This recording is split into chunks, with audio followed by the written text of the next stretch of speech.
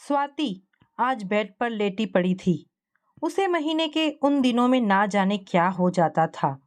पूरे शरीर में सुस्ती, दर्द, चक्कर आना, ये सब तो आम बात हो जाती। ऊपर से उसे चिढ़न इतनी होती कि पूछो ही मत। आज स्वाति की ननद रेनू भी आने वाली है। वह स्वाति के पति नवीन से बड़ी है, इसीलिए घर में उनकी ज्यादा चलती थी। सासू माँ कमला जी भी अपनी बेटी की हर बात को तुरंत पूरा करती थी। दरवाजे की घंटी बजती है। रेनू दीदी मायके पहुंच गई हैं। अब शुरू होगा स्वाति की सासू माँ का पुत्री पुराण। कमला देवी चिल्लाते हुए स्वाति के कमरे में आती है और बड़बड़ाना शुरू कर देती है। बहू, क्या है ये सब? क्या यही संस्कार दिए हैं तुम्हारे माँ बाप ने? तुम्हें दिखता नहीं कि रेनू आई हुई है? यहाँ बिस्तर मत तोड़ो, जाओ चाय नाश्ते का प्रबंध करो। बेचारी मेरी बेटी इतनी गर्मी में भी अपनी माँ से मिलने आ रही है और तुम्हें जरा भी लाज नहीं कि उठकर रेनू के पैर छू लूं। हाय रे किस्मत, पता नहीं आजकल की बहुओं को बस अपने कमरे में घुसने का बहाना चाहिए। कहती हुई कमला देवी कमरे के दरवाजे तक पहुँचती हैं। स्वाति अपना पल्लू संभालते हुए उठती है और कहती है, उठ रही हूँ माँ जी, सुबह से चक्कर आ रहे थे। कमला देवी ने कहा, ज्यादा नाटक ना दिखाओ स्वाति, खूब समझती हूँ ये सब बहुओं के चोचले, पर याद रखो ये सब बहाने मेरे साथ नहीं चलेंगे। शाम तक दामाद जी भी आ जाएंगे। उठो अब, हद है बिल्कुल। स्वाति जान चुकी थी कि अब कुछ भी कहने का कोई फायदा नहीं होगा। सासू माँ वही समझेंगी जो वो समझना चाहती हैं। चलो छोड़ो, वह उठ ही जाती है। जैसे तैसे सिर पकड़े वह उठती है, सिर पर पल्लू रखकर बाहर आती है और रेनू दीदी के पैर छूती है। रेनू ने भी कोई कमी नहीं छोड़ी और तानों का एक बाण चला ही दिया। क्यों भाभी, नींद पर काबू नहीं रहता क्या? मायका नहीं है ये तुम्हारा? 6 महीने हो गए तुम्हें अपने ससुराल में, अब तो समय से सोया जागा करो। वह चुपचाप सुनती रही। बोल भी क्या सकती थी? नई बहू को बोलने का अधिकार थोड़े ही होता है, वह भी ननद और सास के सामने। वह मुस्कुराई और अंदर चाय बनाने चली गई। वहां खड़ी रहकर भी क्या फायदा होता। चाय के बाद दोपहर का खाना भी उसे अकेले ही बनाना था, क्योंकि सासू माँ के अनुसार सिर्फ 2 रोटियां ही तो बढ़ानी थी। बाकी पालक पनीर, दही वड़ा, मेथी की सब्जी, दाल फ्राई, जीरा राइस, सलाद, पापड़, ये सब तो यूं ही बन जाते हैं। स्वाति के सिर में इतना दर्द था कि उसे दवाइयाँ लेनी पड़ रही थी। सब काम खत्म कर, खाना पीना कराकर उसने रसोई साफ की और सीधे अपने कमरे में चली गई। कमरे में जाते ही बिस्तर पर गिर पड़ी। पर घर में ननद आ जाए और बहू अपने कमरे में सोती रहे, ये तो सास को कभी गवारा नहीं होता। कमला देवी फिर बड़बड़ाते हुए उसके कमरे में आ गई और बोली, शाम के लिए कुछ नाश्ता बना देना, विनोद जी आने वाले हैं। बहू, सुना ना तुमने? सो मत जाना चादर तान के। मैं और रेनू यहीं पास के मार्केट में जा रही हूँ, जल्दी ही लौट आऊंगी। उसने उठकर दरवाजा बंद किया और वापस आकर लेट गई। सोचा कुछ देर आराम कर पकोड़े बना दूंगी, शाम की चाय के साथ ठीक रहेगा। जैसे ही उसकी आंखें लगी तब से किसी ने डोरबेल बजाई। उसने देखा तो विनोद जीजा जी आए हुए थे। उसने दरवाज़ा खोला और अंदर चली आई। विनोद जी अंदर आए, बैठे और फिर रेनू को आवाज़ दी तो स्वाति ने बताया वो माँ जी के साथ बाहर मार्केट गई हैं। विनोद ने कहा, आप क्यों अंदर छिप रही हैं? बाहर आ जाइए। ये पर्दा प्रथा माँ के सामने ही करिएगा, अभी ज़रूरी नहीं है।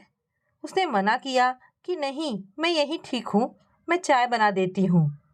विनोद जी ने कहा, चाय तो रोज ही पीते हैं, कुछ बेस्वाद सा हो गया है। आज तो कॉफ़ी पीने का मन हो रहा है, बिल्कुल फ्रेश कॉफ़ी। जी मैं अभी बनाकर लाती हूँ, स्वाति ने कहा। वह कॉफ़ी लेकर बाहर आई, सिर पर पल्लू और हाथों में ट्रे लिए। उसने ट्रे टेबल पर रखी और अंदर जाने लगी तो विनोद ने कहा, लगता है कि आपको किसी ने बताया नहीं कि अपनों से बड़ों के पैर छूने चाहिए। वह वापस आई और पैर छूने के लिए झुकी तो विनोद ने उसके पीठ पर हाथ फेरते हुए कहा, खुश रहिए हमेशा। अपनी पीठ पर हाथों का स्पर्श पाते ही वह झिझक सी गई और तुरंत पीछे हटी और अंदर चली गई। उसे कुछ ठीक नहीं लगा यूं विनोद का उसकी पीठ पर हाथ फेरना। उसने सोचा शायद गलती से हाथ लग गया होगा। उसने पकौड़े के लिए प्याज काटना शुरू कर दिया।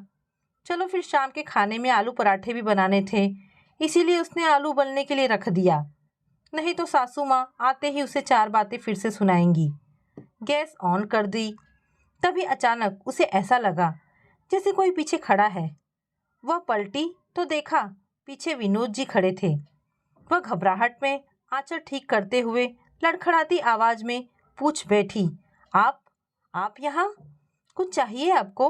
बता दीजिए, मैं ले आती हूँ। विनोद मुस्कुराते हुए और पास आ गया और बोला, नहीं, मैं तो बस देखने आया था कि क्या चल रहा है। और बताइए कैसा चल रहा है ससुराल में? नवीन आपको खुश तो रखता है ना? बात करते करते विनोद ने अपने हाथों को बढ़ाकर उसकी कलाई को पकड़ लिया। उसने झट से हाथ पीछे खींच लिए। उसे समझ में आ गया था कि इस आदमी के इरादे नेक नहीं हैं। वो फिर से बोला, वैसे नवीन आपको कैसे खुश रखेगा? दिन भर तो ऑफिस में ही रहता है, ऊपर से उसके ये टूर, आए दिन उसे कहीं ना कहीं जाना ही होता है। पर हमें देखिए, हमें एक बार कोई मुस्कुरा कर कह तो दे कि जरा रुक जाइए। आज तो हमारे पैरों की इतनी हिम्मत ही नहीं कि वो बाहर का रुख भी करें। यकीन ना हो तो आप ही कहकर देख लीजिए। जिस तरह कुकर अपने अंदर उबलते आलू की गर्मी को बर्दाश्त नहीं कर पा रहा था और सीटी देने के लिए व्याकुल था, ठीक उसी तरह उसका दिल भी उबाल मार रहा था। वो पूरी कोशिश कर रही थी कि अपने अंदर उफनते तूफान को रोक कर रखे, क्योंकि ससुराल के रिश्तों में बहू को जवाब देने का हक ही कहाँ होता है। फिर भी वह रूखे शब्दों में बोल पड़ी, जी मुझे कोई शौक नहीं है किसी को रोकने का। आप जाइए और बाहर गेस्ट रूम में बैठिए। माँ जी और दीदी भी आते ही होंगे। बड़ी शातिर मुस्कान के साथ वो बोला कि लगता है आप माँ जी और रेनू से डर रही हैं। हा हा हा, चिंता ना करिए, वो बुरा नहीं मानेंगी। हमारा तो रिश्ता ही मजाक का है, ये तो आप भी जानती हैं। उफ, ये आपकी रेशमी लटें हवा के साथ उड़कर बार बार आपके चेहरे पर आ रही है।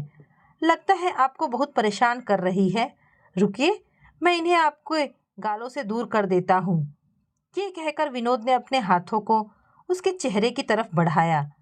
जैसे वो चेहरे को छूने की कोशिश कर रहा था, अब तो सारे रिश्ते एक तरफ और आत्मसम्मान एक तरफ। उधर कुकर प्रेशर ना झेल पाया और इधर स्वाति के लिए अब ये सब सहना मुश्किल हो रहा था। जोर की बजती सीटी के साथ उसने भी विनोद के गालों पर जोर का एक थप्पड़ जड़ दिया। लाल लाल बड़ी आंखों के साथ लंबी सांसें भरती रौद्र रूप का जीता जागता उदाहरण लग रही थी वो। उसने लगभग चिल्लाते हुए कहा, विनोद को धक्का दे दिया। विनोद ने गाल पर हाथ रखते हुए गुस्से में अपना सामान उठाया और बाहर निकल लिया। वह घर के बाहर जैसे ही निकलने वाला था कि ननद रेनू और कमला देवी दोनों पहुंच गए। सासू माँ ने कहा, अरे दामाद जी बाहर कहाँ जा रहे हैं? चलिए आइए, आपने शाम को आने को कहा था तो हम थोड़ा बाहर चले गए थे। रेनू अपने पति विनोद को खुशी से अपनी चीजें दिखाने लगी। वो सामान दिखाने के साथ बातें भी करती जा रही थी। ये देखो विनोद, माँ ने मेरे लिए अंगूठी ली है, कितनी सुंदर डिजाइन है इसकी। और ये पैजनी भी लिया है, देखो कितनी सुंदर आवाज है इसकी। छम छम की आवाज से पूरा घर ही गूंज रहा था। रेनू ने सच ही तो कहा था, पूरा घर गूंज तो रहा था, पूरा घर गूंज तो रहा था, पर घुंघरू से नहीं, बल्कि उस जोरदार थप्पड़ से जिसकी आवाज सिर्फ विनोद को ही सुनाई दे रही थी। विनोद ने रेनू के हाथ से पैजनी ली और दूर फेंक दी। वो अपनी पत्नी रेनू से गुस्से से बोला कि रेनू, अगर तुम चाहती हो कि तुम्हारी गृहस्थी बनी रहे तो अभी के अभी इस घर से सारे नाते तोड़कर मेरे साथ चलो, वरना पड़ी रहो यहाँ जिंदगी भर के लिए। रेनू विनोद की बातें सुन हतप्रभ थी। उसने विनोद से पूछा, आखिर हुआ क्या है? आप ऐसी बातें क्यों कर रहे हो? कमला जी की भी सांस अटक सी गई। बेटी का घर उजड़ने के नाम से ही उनकी चिंता बढ़ गई। वो हाथ जोड़कर अपने दामाद विनोद से कहने लगी, अगर कुछ गलती हुई है तो हमसे बताइए बेटा जी। आप कुछ कहेंगे तो ही पता चलेगा ना। जरूर ये स्वाति ने ही कुछ किया होगा। अभी नादान है, बुरा मत मानिए। आप आइए ना, बैठिए, मैं अभी चाय बनवाती हूँ। नहीं पीनी मुझे चाय। उसके हाथ का कुछ छूना भी पाप है मेरे लिए। पता नहीं नवीन ने क्या देखकर पसंद किया था इस औरत को। ना बात करने का ढंग है, ना कोई सलीका। इसके माँ बाप ने भी कुछ नहीं सिखाया। कहाँ से ढूंढ लाई आप ऐसी गिरी हुई औरत को। आपको पता भी है इसने क्या किया? मुझे बहाने से अपने पास में बुलाया और आपको पता भी है इसने क्या किया? मुझे बहाने से अपने पास में बुलाया और उल्टी सीधी बात करने लगी। मैंने इसे समझाया कि ऐसी वाहियात बातें मुझसे मत करो, तो इसे इतना गुस्सा आया कि इसने मुझे तमाचा जड़ दिया। हाय राम, क्यों रे स्वाति, दिखा दी ना तूने अपनी औकात। निकल बाहर, कहाँ मुंह छिपाए बैठी है। कमला देवी ने बिना कुछ जाने स्वाति पर चिल्लाना शुरू कर दिया। दोनों माँ बेटी का पारा 7वें आसमान पर चढ़ गया था। वह दोनों गुस्से में फुफकारती हुई उसके कमरे में आई। पहले ननद रेनू अंदर गई और खींचकर उसे बाहर ले आई। बिना सच जाने ही उन्होंने उसे गुनाहगार साबित कर दिया और उस पर हाथ उठाने ही वाली थी कि ऐन वक्त पर उसने भी हाथ पकड़कर रोक दिया और कहा, मेरी कोई गलती नहीं थी दीदी, इन्होंने ही मेरे साथ बदतमीजी करने की कोशिश की। ये अपनी मर्यादा भूल चुके थे तो मैंने इन्हें याद दिला दी। रेनू को अपने पति का अपमान बर्दाश्त नहीं हुआ। उसने विनोद से कहा, सुनिए, जरा जोर से पकड़िए इसे, अभी मैं इसके होश ठिकाने लगाती हूँ। माँ, ये पकड़ो मेरा दुपट्टा और कसकर बांध दो इसे।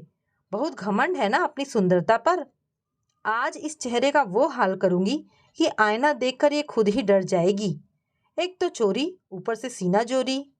स्वाति निर्दोष होने की गवाही देती रही पर कोई सुनने वाला नहीं था।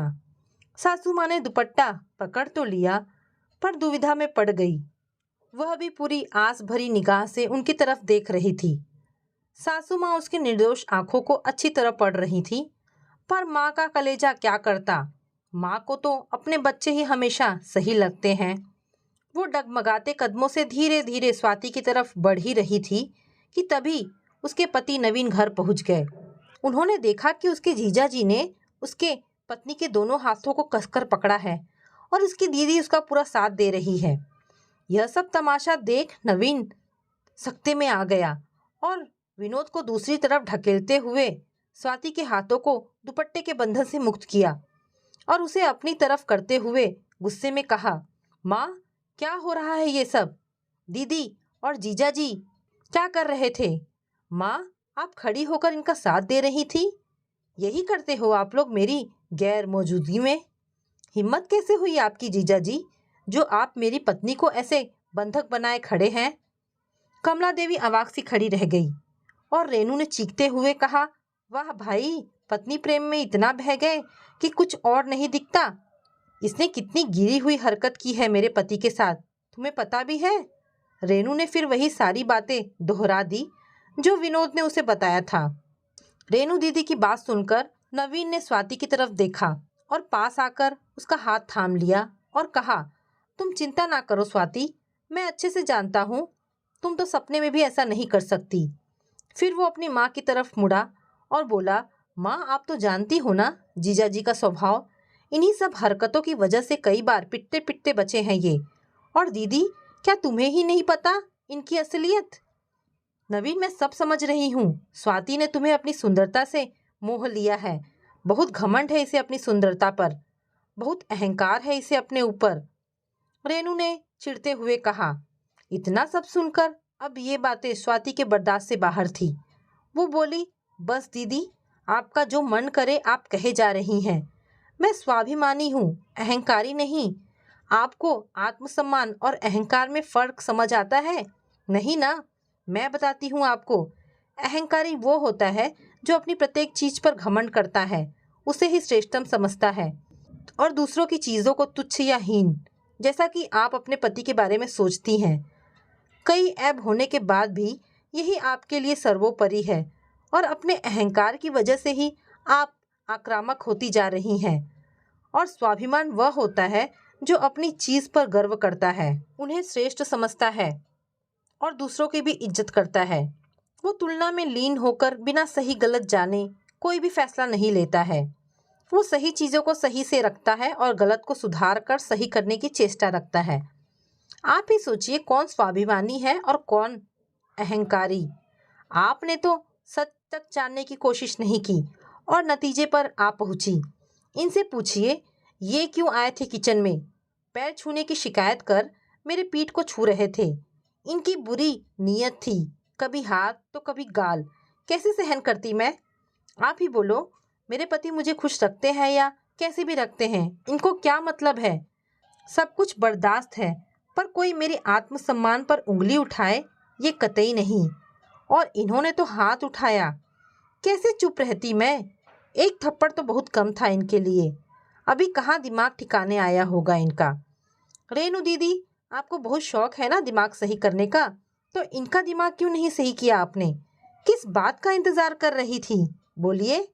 मैं सब कुछ कर सकती हूँ पर अन्याय और गलत बर्दाश्त नहीं कर सकती। कई लोगों की भाषा में अभद्रता होती है, छलावा होता है, लेकिन ज़रूरी तो नहीं कि हम भी उनकी तरह ही बने। पर चुपचाप अभद्रता को सहन करना भी सही नहीं है। कोई मुझ पर लगातार बार बार उंगली उठाता रहे और मैं चुपचाप सब सुनती रहूं, तो ये मेरे आत्मसम्मान से छल होगा। अब तो हकीकत आपके सामने है। क्यों रेनू दीदी, बोलिए। नवीन ने भी उसका साथ देते हुए कहा, हाँ दीदी बोलो ना, चुप क्यों हो। क्या अब भी तुम्हें स्वाति गलत और जीजाजी ही सही लग रहे हैं। तुम तो सब कुछ जानती हो ना इनके बारे में, फिर क्यों अपने मन को दिलासा देती रहती हो। कहीं का गुस्सा कहीं निकालती हो। अब तो आंखें खोलो दीदी। अहंकार में चूर रेनू को सही गलत से कोई मतलब नहीं था। उसने अपनी माँ से कहा, माँ तुम्हारी बेटी और दामाद की इतनी बेइज्जती हो रही है और तुम चुपचाप सुन रही हो। बोलो, इसे अभी के अभी ये घर छोड़कर चली जाने को कहो। कमला देवी को अपनी बेटी और दामाद की गलती का एहसास हो चुका था। उन्होंने अपनी बेटी रेनू से लंबी सांस भरते हुए कहा कि घर छोड़कर तो तुम दोनों को जाना चाहिए। गुनाह दामाद जी ने किया है, स्वाति ने नहीं। इसीलिए सजा दामाद जी को मिलनी चाहिए और यह घर छोड़कर तुम दोनों जाओगे। मैं ही बेटी के प्यार में अंधी होकर दामाद जी के गलत होने पर भी तुम्हारा साथ दे रही थी। इतना कहकर कमला देवी ने अपनी बहू स्वाति से मांगफी मांगते हुए कहा, मुझे माफ कर दो बहू, मैं गलत थी। रेनू बौखला सी गई।